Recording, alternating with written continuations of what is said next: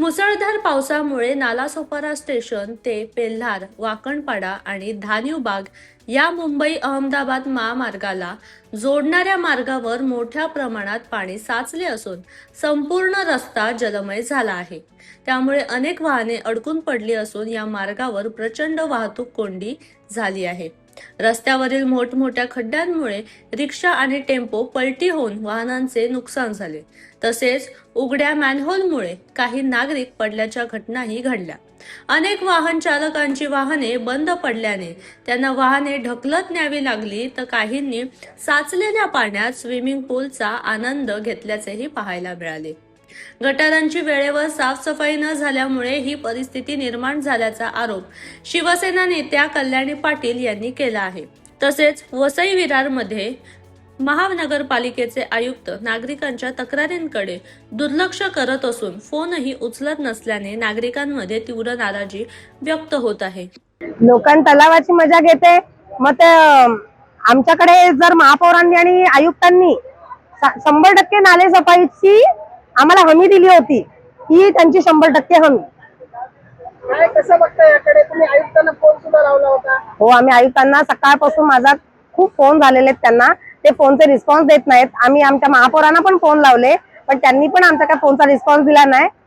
विषय असा आहे की वारंवार जर आम्ही या गोष्टी लक्षात आणून दिल्या होत्या की आमच्या प्रभाग समिती ऍप मध्ये जर ही परिस्थिती निर्माण होणार असेल तर त्यांनी कुठेतरी लक्ष द्यायला पाहिजे होतं. आमच्या पत्रांना किंवा आमच्या अर्जांना त्यांनी केराची टोपी दाखवली, सिद्ध झालं आम्हाला आता. आणि विषय राहिला की संपूर्ण वसई विरार महानगरपालिका क्षेत्राचा, तर वसई विरार महानगरपालिका क्षेत्रामध्ये जे सत्ताधारी बसलेले आहेत त्यांनी कुठेतरी लक्षात घेतलं पाहिजे की सामान्य माणसांनी तुम्हाला मतदान करून तुम्हाला निवडून आणलेलं आहे आणि त्यांच्या मतदानाची तुम्ही एकदम टिंगल उडवत आहात, हे अशी व्यवस्था देऊन तर ते कुठेतरी निंदनीय आहे. आयुक्तांवर कारवाई व्हायला पाहिजे का? आयुक्तांवर कारवाई होण्यापेक्षा आयुक्त आमच्यासाठी आता काय करू शकतात हे महत्वाचं आहे. त्यांच्यावर कारवाई करून नवीन कोणी आयुक्त येणार, पुन्हा आम्हाला हीच परिस्थिती. त्यापेक्षा असलेल्या प्रशासनामध्ये आम्हाला कसं व्यवस्थित एक व्यवहार किंवा आमचा परिसर करून देऊ शकतात त्याच्याकडे त्यांनी लक्ष दिलं पाहिजे. उपमुख्यमंत्री आहेत एकनाथ शिंदेजी, तरी असताना ही परिस्थिती कशी काय?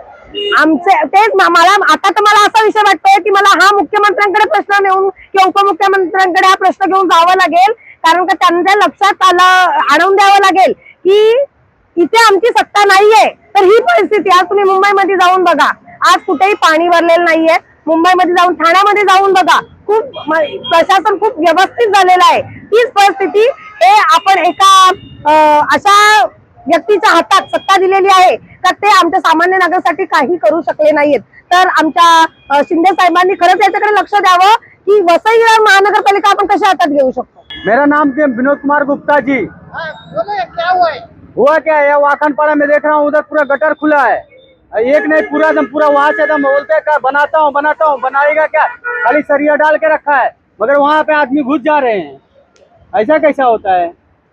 क्या लगता है आपको कि प्रशासन काम कर रहा है? प्रशासन कहाँ काम कर रहा है? खाली वो सरिया डाल के रख के एकदम बोल गए, और कहीं कहीं खुला है ढक्कन, वो उधर ही डूब जाते हैं आदमी।